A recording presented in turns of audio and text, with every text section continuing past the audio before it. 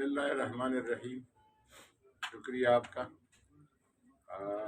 एक बहुत अहम मौजू है, बहुत हसास मौजू है और कोई नामुनासिब, कोई लूज टॉकिंग में इस पर करना नहीं चाहता और ना ये कोई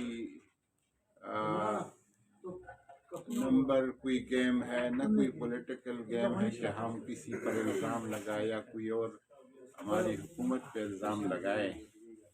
लेकिन हकीकत ये है कि जो कुर्रम के लोगों से मेरे रवाबित है और एक हद तक हमने इस पर कोशिश भी की है।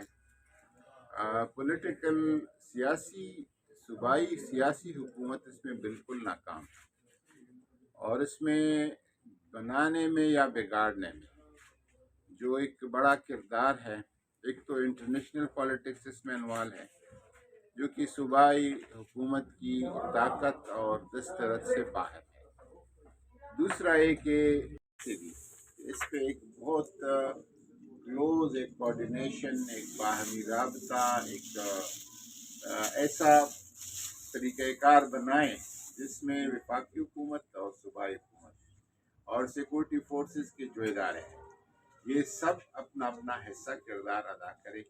और इसमें अगर एल्डर्स की ज़रूरत है, उलमा की ज़रूरत है, मजहबी तबकात की ज़रूरत है, मुख्तलिफ सियासी मजहबी जमातों के इन्वॉल्व करने की ज़रूरत है, वो सब अपना किरदार अदा करें, तब ही ये मसला हल होगा, वरना ये और बिगाड़ का बायस होगा।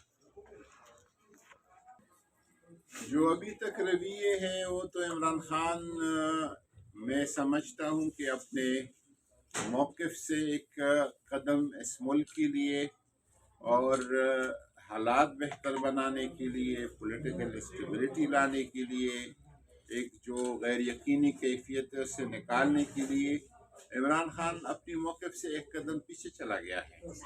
वो तो पहले कहते थे कि ये बेख्तियार लोग हैं और ठीक कह रहे थे, इनसे कोई मुज़ाकरात का फ़ायदा नहीं है, लेकिन उन्होंने मुज़ाकरात की कमेटी बनाई, इजाज़त दी मुज़ाकरात की। अब जो एक गैर संजीदगी देखी जा रही है हुकूमत की जानिब से, इनका मतलब ये है कि किसी भी सूरत हालात बेहतर न हो और पाकिस्तान में ये अदम इस्तेहकाम बाकी रहे और इनके जो मफाद परस्त टोले के जो अपने मकासद है वो पूरे रहे।